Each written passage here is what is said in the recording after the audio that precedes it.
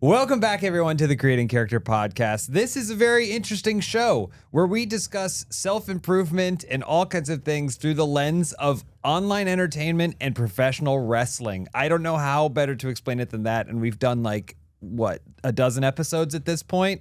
So, my name is James Willems. I am a podcaster, online entertainer turned professional wrestler, I guess you could say. And as always, my co-host, Scorpio Sky. When you first said self-improvement, for whatever reason, my brain went to Tim the Toolman Taylor. Yeah, that's what I meant. Just, we're already off the rails. We have another guest today. I'm not going to introduce myself. You already did. We've got a very special guest. I'm excited to have him. So we're going to get right into it, everybody. And we're going to throw it over to my man. You don't have a nickname, do you? Shane The Tool Man. Haste. Shade the Tool Man Haste. That's it. Thank you for being here, Didn't man. just think of that on the spot. No, I've been called that since the 90s.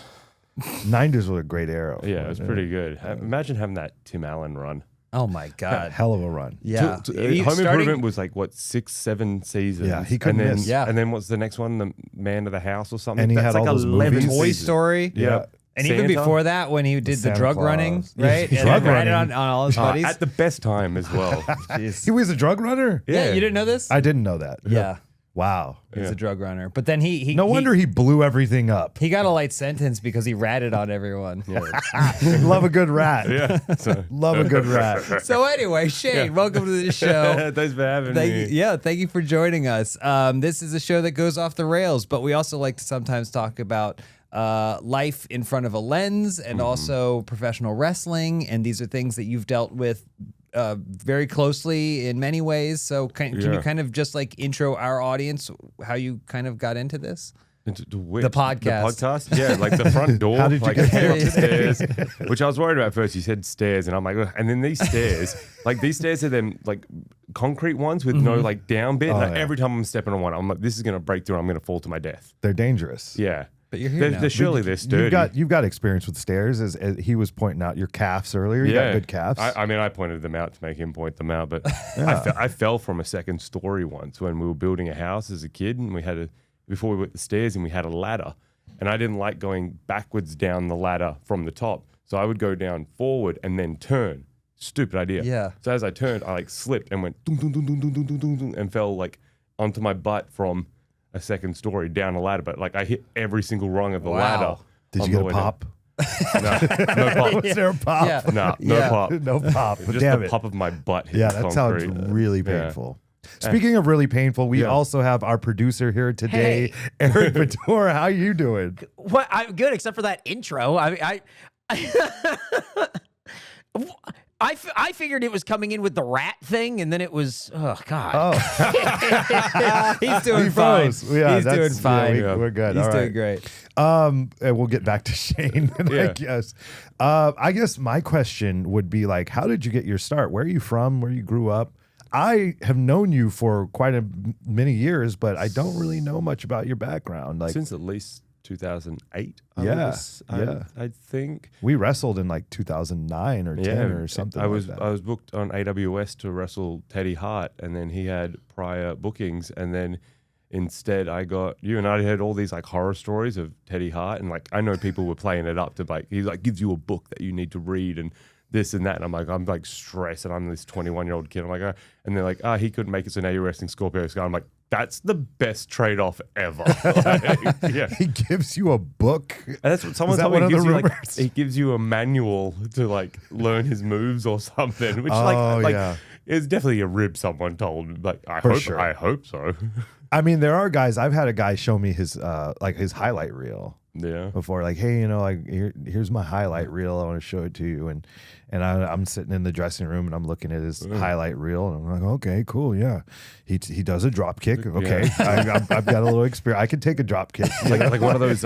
Is it I've got a top 50 moves of Shane Haste, and at least 10 of them are the same move, and I've just done it wrong. And they're like, that's a different neck break. And I'm like, no, I just fell. That's just a one-footed drop kick. It's still just a drop kick. That's hilarious. I'm just giving you that. Here's just some ideas for the match tonight. I really actually am interested about your backstory. I want to know. I'm going to get back to that. I'm going to rewind back to that You question. like how I just keep going anywhere else? You don't want to. Are you a felon or something? Do you not want to? I am Australian. Yeah, I was gonna say they're all criminals, right? Yeah, but I'm half. Wow. I'm half Dutch, so Oh, okay. Half Dutch. but you know, I'm technically half Dutch too. yeah, My name is Dutch. Sky, yeah, Yeah, Skylar. okay. That's my government name. Oh, pretty cool. Yeah. We'll bleep that. Dutch boy. Yeah, I was like, did you hear the hesitation? I was like, do I really want to give this? Like Wikipedia doesn't and Google don't You exist. doxed yourself, la. I Like did. everyone Yeah, already yeah, Sky. Like, Yeah. Yeah, like my name's Ben, but it's Benjamin. Got him. We got his ass now. It's hilarious. Now you know where he lives. Yeah, you know I gave it everything. all away. You know everything. Scorpio Skylar. Look it up in the phone book. And I'm actually in Aries, but Aries Sky didn't sound as good. So No. Yeah, fair. yeah. Sounds pretty good though. He's not going to tell you where He's not going to tell me where he's from. Yeah. So you're from Australia. I'm from Perth, Western Australia. Wow. Yeah, and that's where I made friends and we used to backyard. And then at the same time, another bunch of backyarding guys put together a show and went out there and not properly formally trained. And I remember I was sitting in the front row and a young whippersnapper did a nice corkscrew moonsault off the top rope, hit his head on the ring apron on the way down, busted his head open, was knocked unconscious. They had to get an ambulance to come and get him. And I remember, and is this a swearing friendly? Yes, Yeah. please. Yeah. So I'm there and the guy's up there and I'm like, fucking die, Mikey, die. And it was Mikey Nichols. And he hit the thing, split his head open, had to go to the hospital. A lot of online backlash in the wrestling community, like, and this was message board days. This was 2000. I think, yeah, this was like 2001. Yeah. So a bunch of those boys went over and got trained by Hartley Jackson and Cole Devani, came back, opened a proper school up then. And on the first day I could go to a training camp, I went and did the weekend training camp. And then as soon as I saved up money to start training, I started training. Trained for like 6 months to a year before getting on my first actual show in 2003.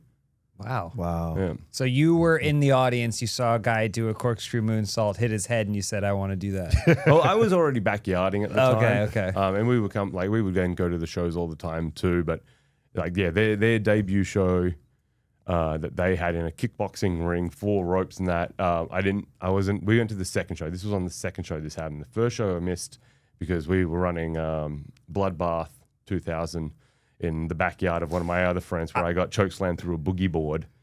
So I had a prior booking, so I couldn't go to Right, that of show and I course. missed it. But I was going to ask too, and for anyone who listens but maybe doesn't know the nuances of everything, backyarding is essentially backyard wrestling, which was a huge. It still exists, but was a huge thing, kind of in like the early 2000s. It's too commercial. Yeah, these yeah, they days. mainstreamed we it. just got mattresses and whatever we could find, and that now there's people who backyard with rings. I'm like, that's not yarding. Yeah, That's what it's I did. highfalutin. So I did Yeah. backyard wrestling when I was like 14, 15. But I didn't have any interest in like having a fluorescent light bulb smashed over my head. yeah, None no. of us did. So we built a ring. We like found wood and we built a makeshift ring.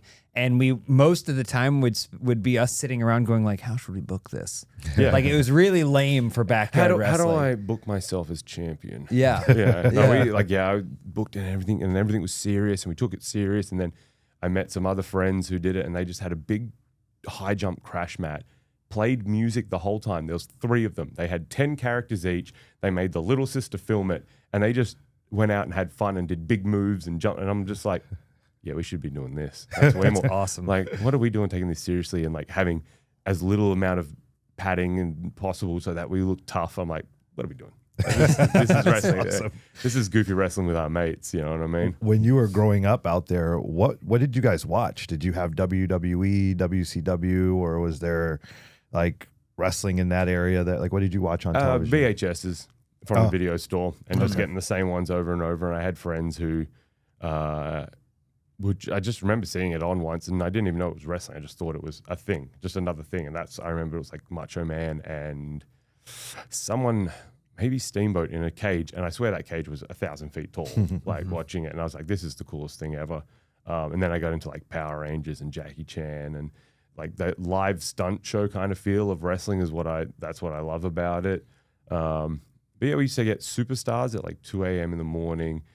We got WCW at 4 in the afternoon, and I remember watching like the Hogan going over in the big street, had the parade for him and whatnot. And I'm like, whoa, I watched that live. I'm like, that was probably months old. Live to you. Yeah.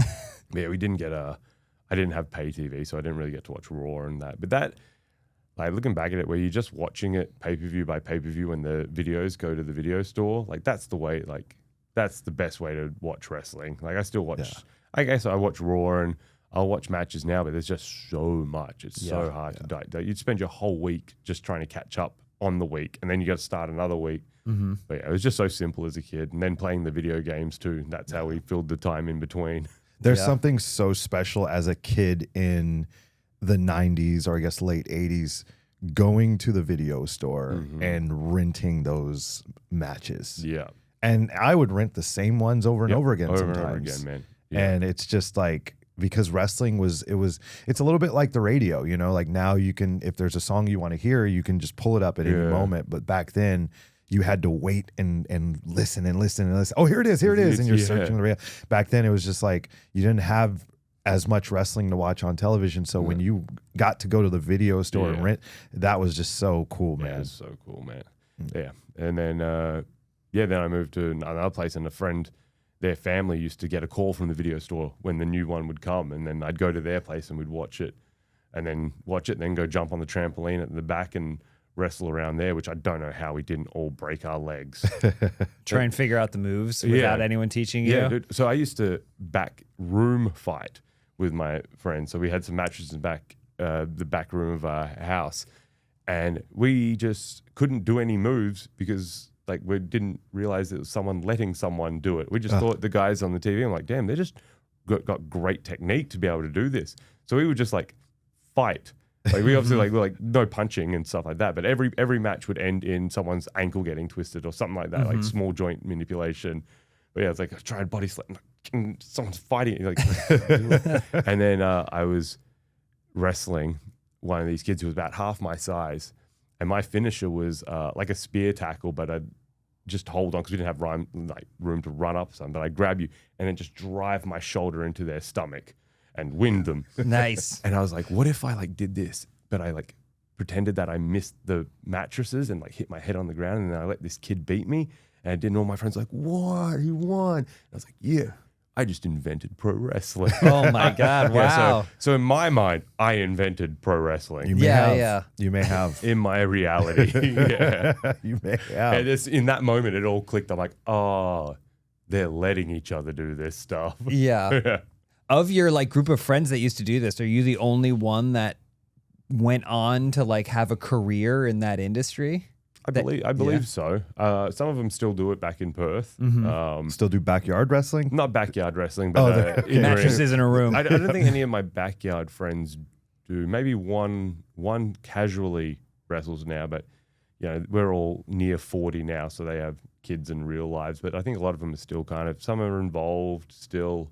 But none of them as successful as I am. I mean, not because many you are. had. Well, I'm just saying you had that glimmer moment where you were like, wait a minute.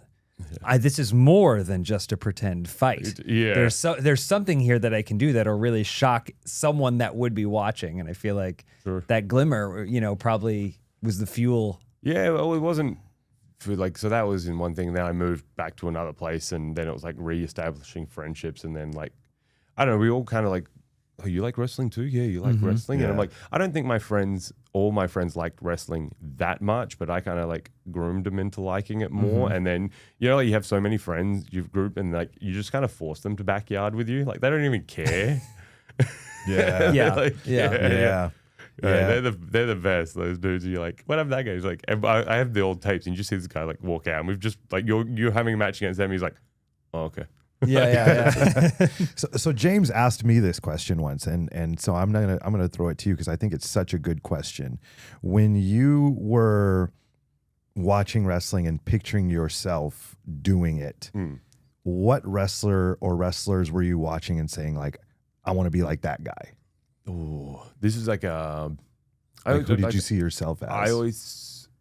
So my favorite wrestlers growing up were like Macho Man, The Rock, but I never saw myself like that. So, and it goes to like the creator wrestlers that I would make in video games, and there was usually more like the big stoic kind of guy, yeah, which is not how I wrestle at all as well. Like then once you get in the ring and you can't help your natural personality come out, like especially when you're first coming up as a wrestler in your first few matches, you don't really think about.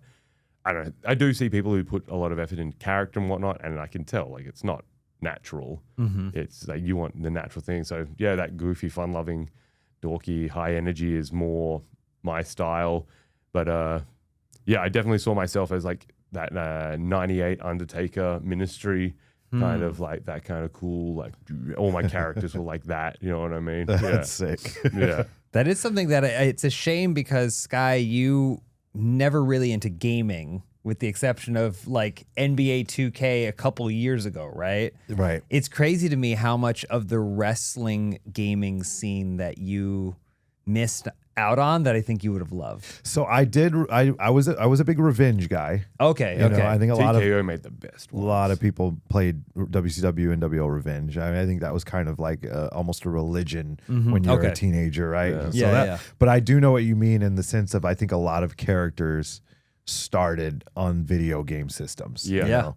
And that's something really interesting that I want to like talk about as well. But I want you to kind of continue with your journey in the sense of like, I'm curious, how'd you get over here? Obviously. So you launched your career over there, trained, started wrestling. Yeah. How did you end up here? And when did you come over? Was it about 06 or 07 maybe? I think it was 07 or 08 was the first time, but it's just a thing of like, so I'm from Perth, West Australia, which is the most isolated city on the planet.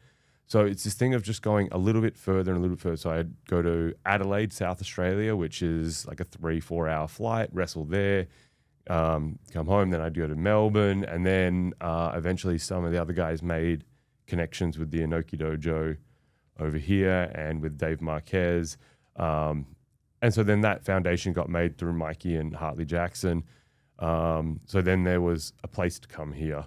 So yeah, it was just save up as much money as I could, get a 3-month tourist visa, and then just come over. Through New Japan. Train. No, that was just through, it was probably more through Marquez. Oh, okay. So I was doing like EWF. Yeah.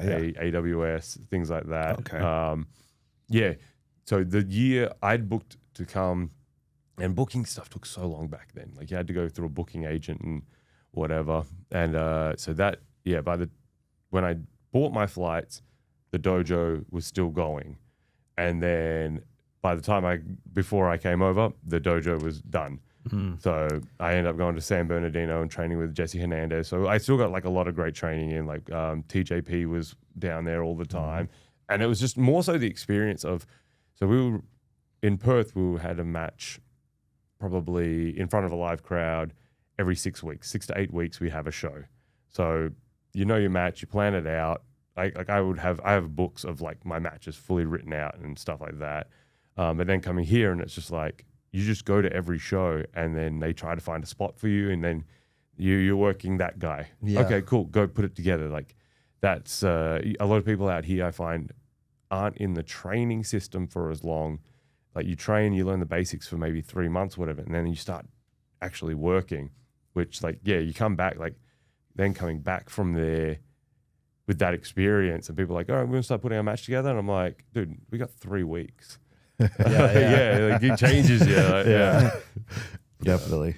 I'll see you 30 minutes before showtime. Figure it I out. was like, yeah.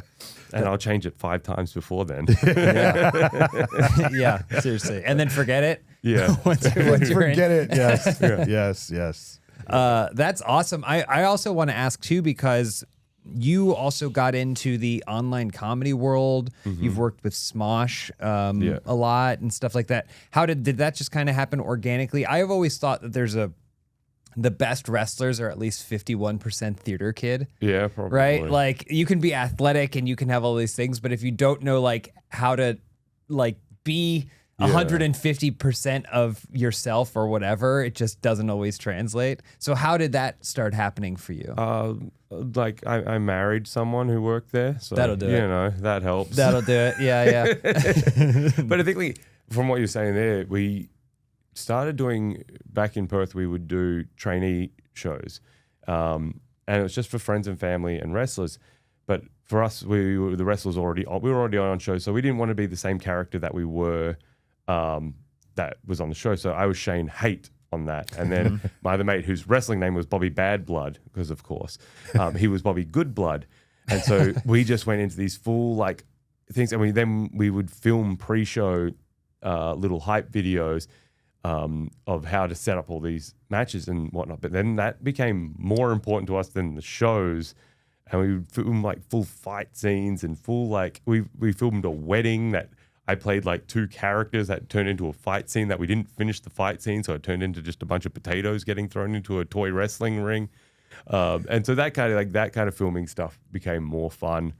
And then in Perth, it's a pretty small city too for like physical actors. So we would get a lot of like, I've done a fair few commercials and whatnot because like they just get wrestlers to go do it. And like, you know, there was no guild or anything, so they're like, just take a rugby tackle onto the floor. And we're like, cool, yeah. Whatever. So we did a lot of like getting into commercials and stuff like that helped just, and then you find like that's the fun stuff. Yeah, right? That's awesome. Yeah, that is really cool.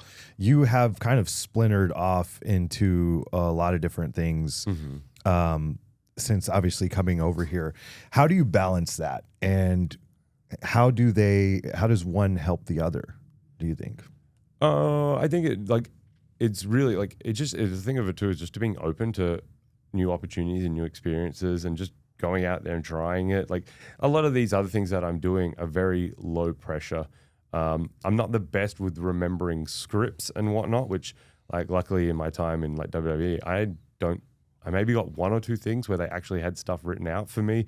The rest are like, here's some bullet points, you know what you're doing, which is pretty rare.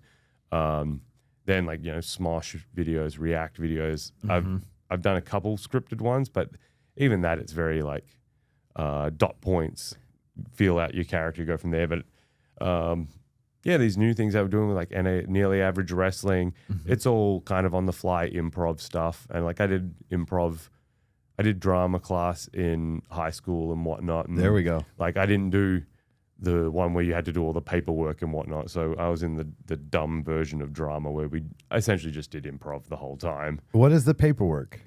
So you know like how you, like if you want to go onto like college or whatnot and in that kind of a field to get like what do you call it? We call it, I can't remember what we even call it because I didn't do it. But like you have to do like reports and interesting. In drama class? Yeah, different techniques of theater. And Like more studying the play theory and stuff? Yes, like, as well as doing the other stuff. But yeah, I'm like, no, I don't want to do any paperwork. Yeah. Okay. Yeah, I don't think we had to. I was in drama class as well in high school. I don't think we had to do anything. Well, I was a drama major in college, and then I took a couple of the theory classes that interested me and then all of the acting classes. And then they said, okay, the next phase of completing your major is now working on plays, like spending your extra time working as like a stagehand or doing those things, being part of the system of them being, and I went, I don't want any part of that. So I dropped the major. I got all the classes out of it that I wanted and all the education, and I didn't care about having that stuff. So the technical BS. Yeah. You brought up WWE. Yeah. And so, that's something I'm also interested in. I want to know about your time there. Like, how did you get there? What was it like being there? What'd you learn? And obviously your exit. So sum it all up in like 3 minutes. Yeah. Well, so the long way around of it is traveling to America and back. Me and Mikey ended up doing Harley Races camp, which had representatives from New Japan, Noah, And WWE, well, usually did. The year we went, it only had some people from Noah. And so that's how we ended up getting picked up to Japan. And that's how like Japan started working out. Was there for 5 years. And then we met Matt Bloom there through Machine Gun, Carl Anderson, who Mikey was friends with all these guys through the Inoki Dojo. So it's a very much like a business of who you know, but you also got to put yourself in the right positions to get to know those people. Like we were doing Ring of Honor stuff at the time, I think roughly like every now and again when this training camp came up, and we'd been wrestling for 10 years or something like that. And it's like, do a training camp. Why would we take a step backwards? And I'm like, well, best step backwards we ever made. Like, I don't recall, like Harley had some real good like pointers and whatnot, but like a lot of the camp was just doing squats and drills and stuff we already knew and had done for years. But it was doing it in front of the right people who were then like, all right, come do it in Japan now. And then doing the right thing there, taking that step back and being young boys over there. Like the first match we had in Japan was me and Mike against each other, and we did like, I did a coast to coast and he did a shooting star and we did dives and nobody gave a shit. And then like after they were like, how was that? And Marufuji's like, no good. Like, and he's telling us like, you know, these people don't know you. You need to reset and start. And so the next time we just wrestled around, Boston Crab finish. Crowd loved it. They want to see you grow from there. And so we're like, cool, we took that advice, took that step backwards, got rid of all of our flash, everything that we knew before, and rebuilt ourselves in front of the crowd. So it's like a big thing for us was like taking those step backwards and doing the right thing by the company. Then we met Matt Bloom. Our contracts were running up in Noah, and like, things weren't doing great there. Anyway, we needed to change of pace, and so did a tryout and got signed from that. I had a torn ACL for the tryout, which I didn't really know about. Yeah. Well, so I tore my ACL in Japan after the match. I finished the match, you know, like whatever.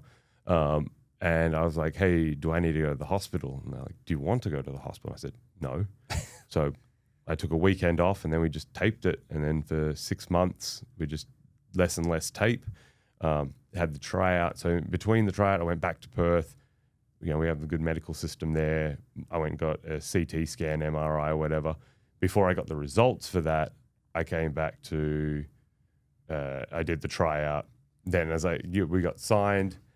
From that like they offered us a contract. I come back and I'm like, here's your results. You have a torn ACL. Yeah. And it'll take 6 months to heal.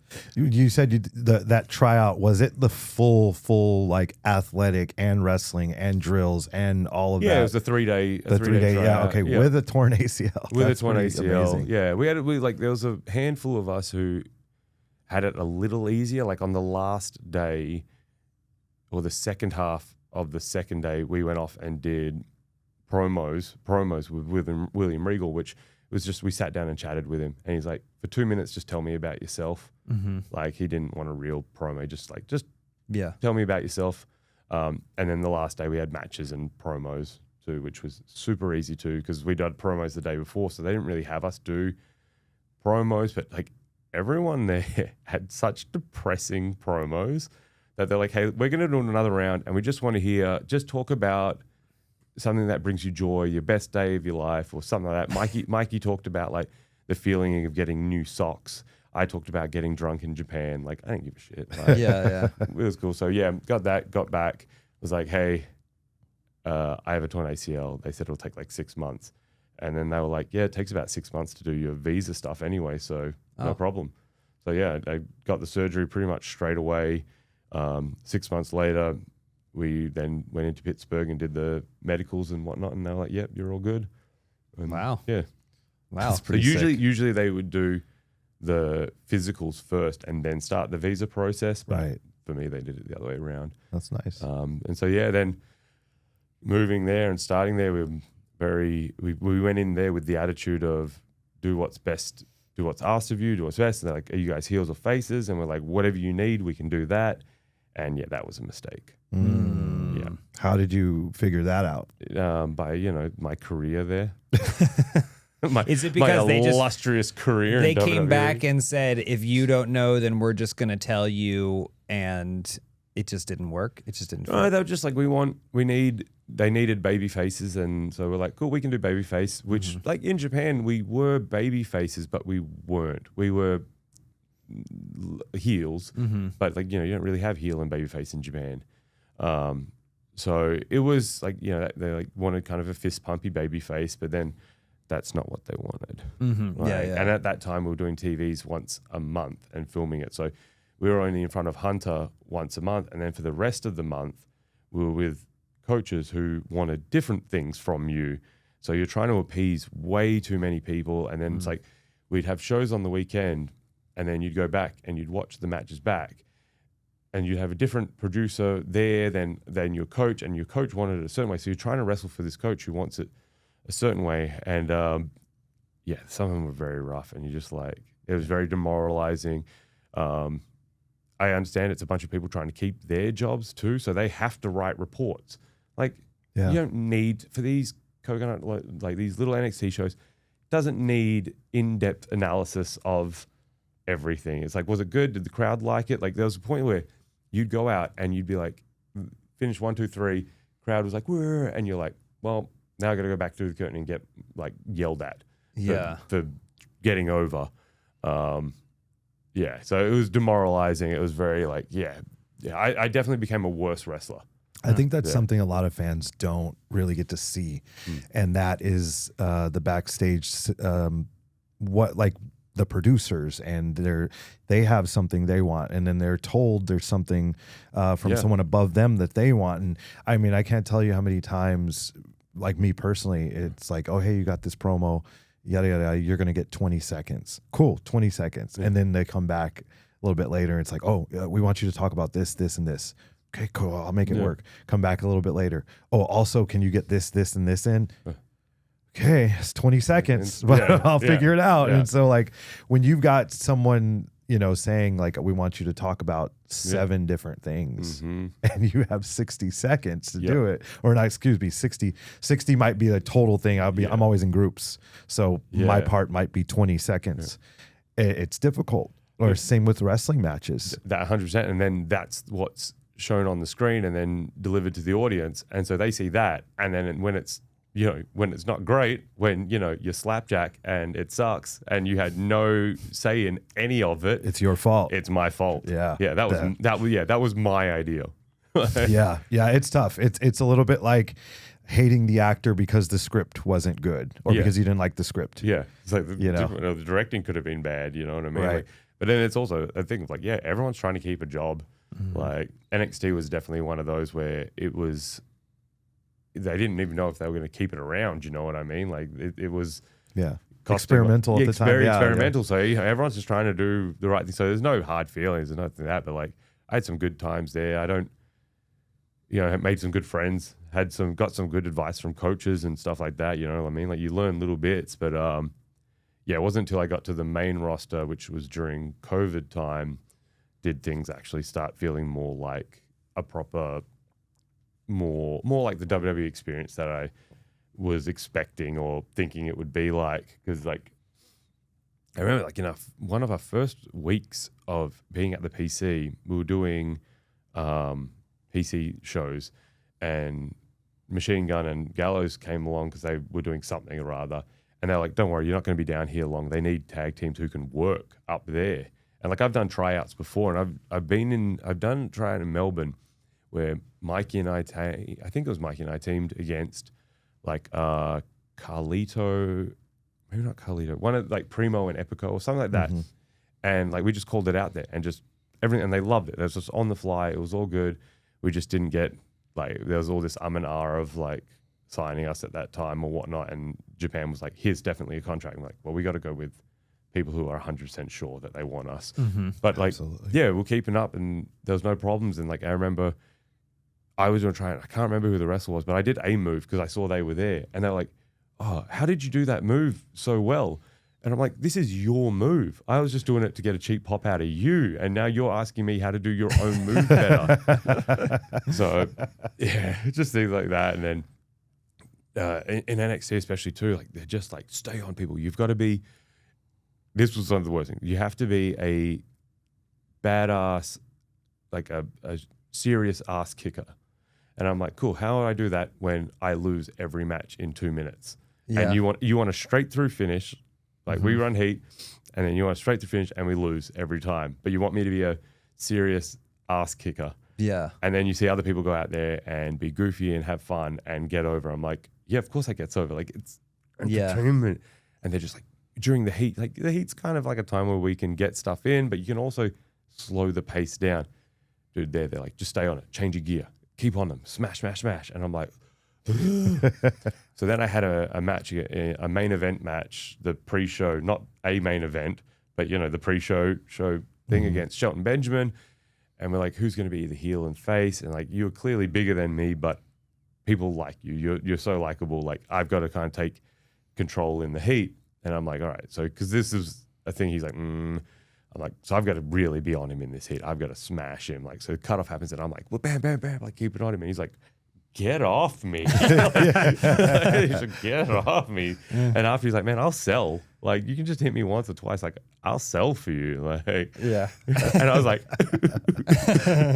thank you. Like, I don't want to gas myself out in the heat. Yeah, in the heat. In the heat. In the heat. And then it's like, then the part when it's explosive and the babyface comeback comes. If I'm gassed for that, I'm making them look bad. Yeah. Like, Yeah.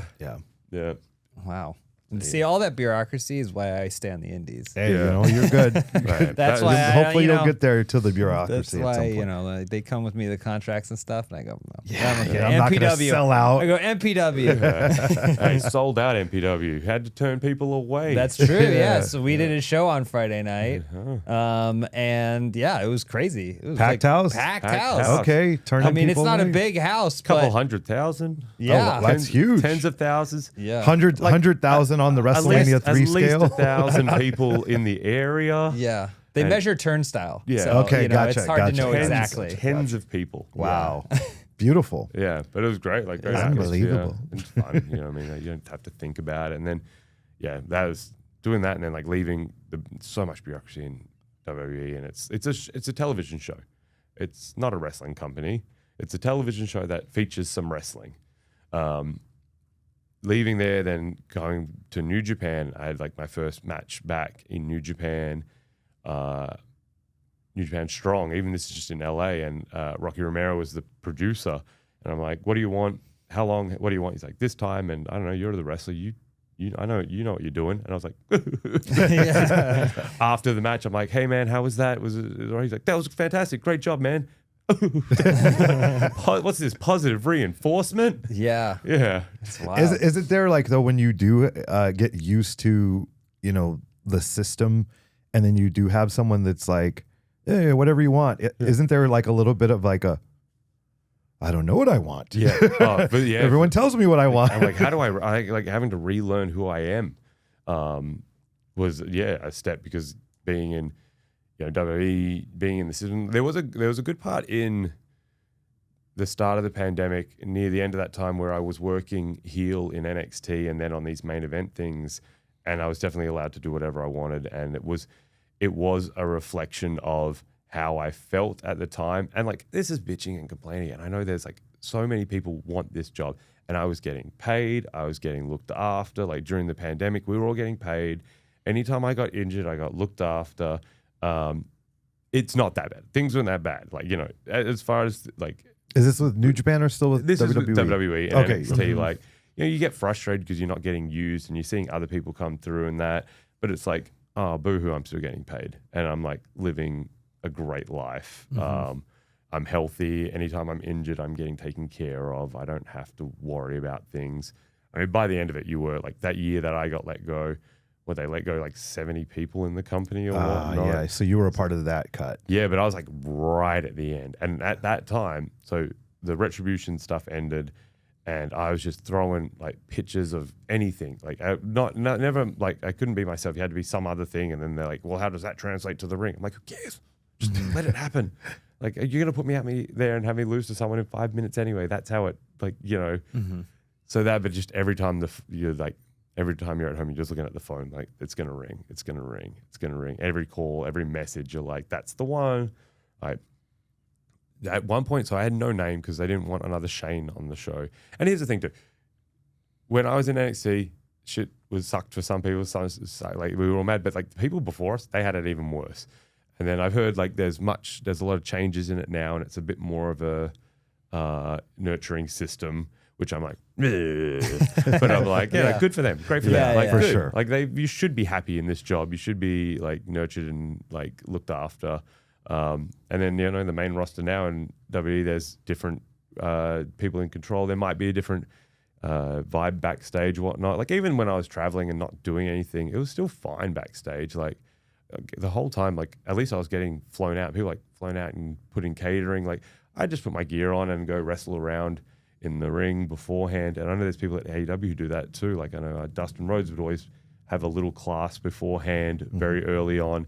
And that's actually like that's what I think is great about AEW. Like heaps of positive reinforcement there.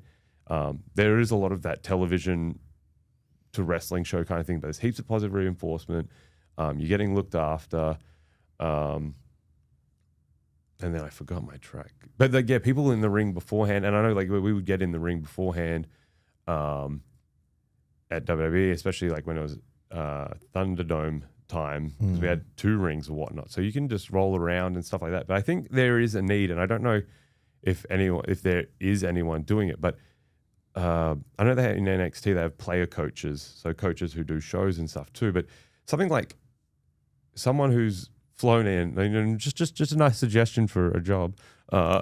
Someone who's flown into Raw, SmackDown every week, who's just ready for them to try spots out with new, because they do tend to throw people who aren't quite ready into new things, and like a lot of times you don't get to roll. They don't really get much training once they're on the main roster. They're not getting much training. They're not practicing these moves. So, and also you can't really can't practice it with everyone on the show, because like, what if you hurt someone before the show? Then you can't do it. So it's probably a good idea to have someone there that you can run drills with and keep people warm, and just do a little bit of wrestling, try moves with that isn't on the show. Yeah. You know what I mean? I'm sure other sports have that, right? People do that, like football, they'll have people to run drills with. Yeah, they must, right? I mean, they practice a lot more in other sports. Yeah, so it's I mean, they have organized practice. I think there's something to what you're saying. Another thing it's tough is that live events aren't really a thing in wrestling anymore, with the big companies at least. I know WWE obviously used to do a lot of them. I don't think they do any anymore. They very rarely they'll do live events, like house shows. Yeah, very AEW has done them periodically over the years, but not really. And then like true dark matches don't really take. I can't say for WWE because I haven't really been there. I haven't been to a live event there in years. But for us, obviously there's ROH and there's other things, but all of that's filmed for television. Yeah. True dark matches. Back in the day, they'd have a guy that would. Let's say he's coming off of an injury, or they're bringing in a new talent. Yeah. They get him out in front of the audience before a show to do a true dark match with, an experienced guy so he can get his reps in. And I think that's kind of one of the things lacking from wrestling now is an opportunity to get reps in front of that type of audience. When I was there, there were some dark matches. Even in the Thunderdome, we did dark matches because like there's no crowd. So they'd get all the rest. Like I did one against someone, and like they got all the wrestlers to come out, and like they were the crowd, and I'm like, this is painful. But even so, we used to do that too. Yeah, some of the dark Austin matches. Gunn in the crowd. Yeah. my last match in WWE was a true dark match, and that was, like they just let me be whatever, and we did whatever, and it was good. But I had other ones where like you still had the pressure of a producer and all this stuff. Like I'm like, this is just for fun, man. Like just chill and like wrestle. Like that was a tough era in wrestling, where the no crowd COVID era. I did all right. It's tough. I don't care about the crowds. No, I'm not a crowd guy. I wrestle for me. I wrestle for photos and gifs and videos of myself. I don't wrestle to look at the crowd. I don't care what it is. Nice. That crowd, I don't care about that. Popped our producer Eric, who is here this time. Yeah. Eric, I'm here. Hi. Hello. How are you? You froze Good. up on us earlier. We tried to introduce you earlier. You weren't around. Come on. Well, I've been here. This has been great, and Shane, thanks for coming through and talking sort of about your career. It was a little bit longer than the 3 minutes that Sky wanted, but I thought you did fantastic. Yeah. We're running a little short on time, but do you guys want to get into a game before we kind of? I know you want to get into a game. Me? Shane, you want to play a game? No. Yeah. Me? You want to play a game? I don't time to have play the to play game. a game, but I want Shane to feel good. I want this to feel very like Smosh-esque, where we're kind of vibing and improving. He's having fun. We're riffing. And that's why, guys, I prepared an international version of the lyrics game today. I wanted Shane to feel sort of at home. Sky, can you explain the lyrics game to Shane? So we have a game called the lyrics game where Eric is going to recite lyrics to a song. Yeah. He does not sing them. He just speaks them. Like William Usually Shatner? He thinks Just he's take any like type Shatner. of swagger and rhythm out of it, and that's the way he's going to do it. When you know the song, we say your name is the buzzer. So if you know the song, you say Shane, and that'll be your buzzer, and then you say the name of the song and the artist. I got my butt kicked last time. Whoa! So it was bad. I gotta come back. I had a didn't even 0. get Big one. donut. All right, sounds fun. You know, But- I've lived in America for like 9 years, so like at home is here. Yeah, that's right. Well, I understand, but I'm kind of doing a little bit of a throwback. All of these are from the top 20 Australian songs as voted on in 2001. Wow. We're getting some real throwbacks Okay, here. so yeah, at least I was there then. I was there then. Yeah. Top Kylie 20 Minogue. Australia songs. So I'm gonna do so well. Yeah. I think you guys might do great. Let's Okay. start it off. Songs, are they all Australian songs or is it just the top 10? Or It's just, top, I think it's a songs? taste of Australians. Yeah, Yeah. yeah, okay. Yeah. Okay. It's a taste. Some of Okay. these you might know, some of these you might not. Either way, this might be hard because we might get copyright strike because it's going to sound bump. just like the song. Here we go. Here's the first one. Thunder. Shane.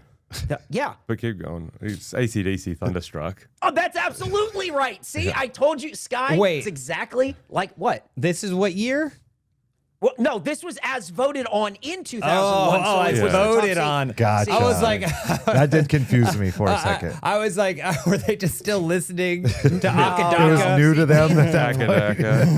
Thunderstruck's a See- 90s song, right? That's one of Yeah, their later it was ones. it was an 80s, 90s AC/DC Brian Johnson version Yeah. of AC/DC. Okay. See, All right, mean, I understand now. That's From- me and Shane. We both understand. We're I both understand. sort of They're we're voted Zero, on. zero. But I got Yeah. it. I Bon understand Scott only now. did Yeah, like, we get Bon it. Scott only did like one album, I think, one or two. Yeah, he and they had were a all couple, from the 70s. and then he died in his car. But that's hey, Good you know what? Lord. For a couple Jeez. of bogans he died like of, us, man. That's what misadventure. I'm talking about. All right. Misadventure? Yeah, that's what he died of, misadventure. What is that? Yep. Drug overdose. Oh, gotcha. Oh, But that's what they put it as. He went That as was the good term. brothering. Yeah. Yep. Okay. All right. Here's the next one. I'll be your dream. I'll be your wish. I'll be your fantasy. Shane. It's Shane, Savage go for Garden. Savage Garden. The song though. I wanted to hear him sing the "Love Deeply Do" part. Yeah, I can't remember the name of the song, but yeah, I know it's Savage Garden. Madly Deeply, truly madly deeply. Truly, madly, deeply Deeply, is yeah. correct. Jeez. Can I hear you do that part of that song though? I want to stand with you on a mountain. I want to bathe with you in a sea. I want to lay like this forever until the sky falls down on me. I was talking Was about that the good? true deeply, Yeah. deeply do, or whatever do. that lyric where they goes, "Mad deep, deeply, deeply do." He I love you with every breath. Truly, madly, deeply do. There it is. I knew the song, but pew pew to my head, I couldn't give No, you the, no. the My name and my or mum listened to that artist. CD in the car See? all the See? time. Yeah. Okay. Yeah. Australian 2-0-0. We are That's getting our not right. butts This isn't kicked. made for us. though. Yeah, it's not us. Yeah. Here's the next one. Hey, you know what? You guys might turn your luck around right here. Okay. Everybody's doing a brand new dance now. Shane. Good Shane, go ahead. Lord.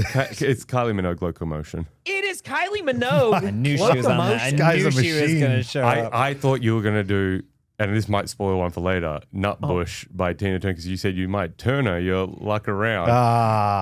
It was on the list, and now it's not. I was like, Nutbush. Shane's over here Goldberging us. Like, Yeah, no kidding. This is a squash, a total Does squash. that count as 2 points? Because I did just get a second one in. That wasn't. yeah, without technically- even, just from the hint. We'll see if you need. It'll be a tiebreaker.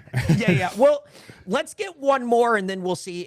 We'll see if anyone can get this one. Okay. Oh, good. I have the chance to be yeah. third instead of tied for second. I'm gonna tell you right now, there's no fucking shot the two of you get this one. Here we go. Okay, Cool. Monday morning feels so bad. Everybody seems to nag me. Coming Tuesday, I feel better. Even my old man looks good. Wednesday, just don't go. Thursday goes too slow. I've got Friday on my mind. It's not The Cure, is it? No, that's No. Friday. I'm in love. Love, That's like yeah. this is like a shitty version of that, That, song. yeah. Oh, you know the song? Did No, you just I guess know it? Oh, no, but I know Okay, I the was like, Cure wait a minute. song that also talks about all the days of the You lost me when even my old man looks good. Go again. Go again. You lost me there. I was like, pause. Do you ever get told that you kind of look like Charlie Day? All the fucking time. every day of my life. And sounds people like sending and me acts pictures. like. I'm like, can you do this more Charlie Day-ish? Can He you also- do the song again, but a little bit more Charlie Day-ish? He does eat Okay. cat food. Okay, all right. Let me see. Monday morning feeling fine. Okay. Not going somewhere. No, that didn't help. I thought that would have Monday helped. morning. feeling.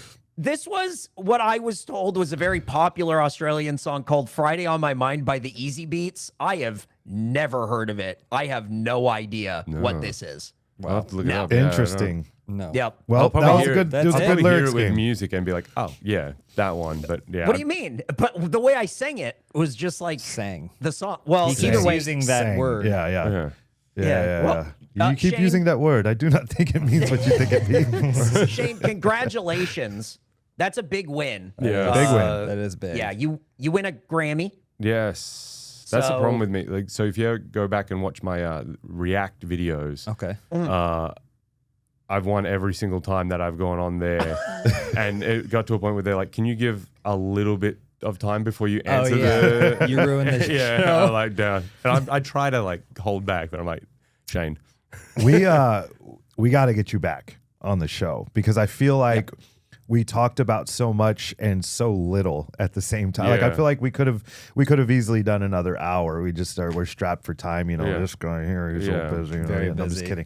I have to go take But a yeah, nap no. this afternoon. Yeah, me too. It's my off day. I'm going to get a mani pedi maybe or something. I don't know. I was going to do that. My wife wanted to do that yesterday, and we didn't get around to it. Yeah, but, well, screw her. Let's go do it, you and me. Yeah. Actually, what's the foot one?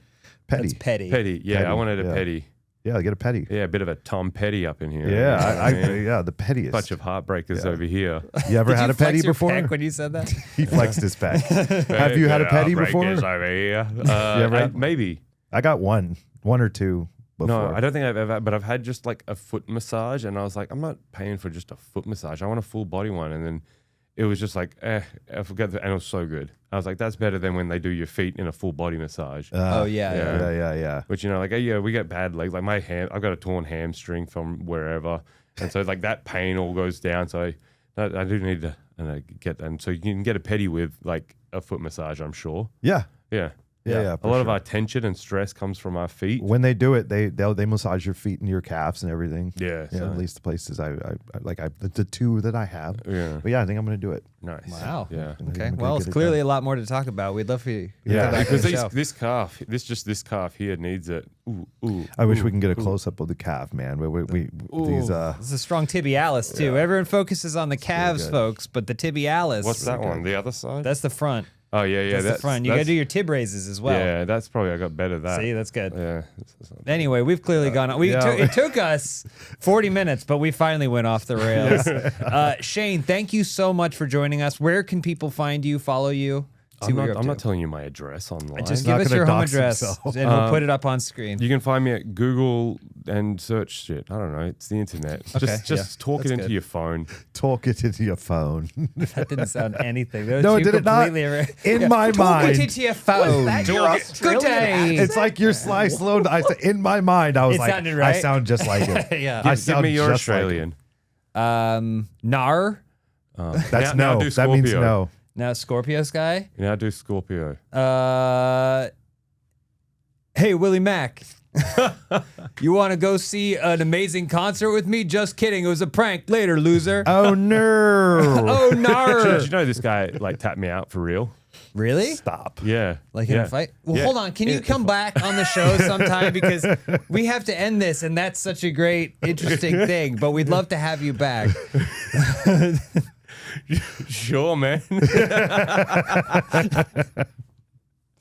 My name is James Willems. You can also just Google me, and I'm probably going to be the main one that comes up, the most interesting one. There's like a cardiologist, but we don't care about him. Ooh. Yeah. I'm Scorpio Sky. You can Google that. Find me on all social media, please.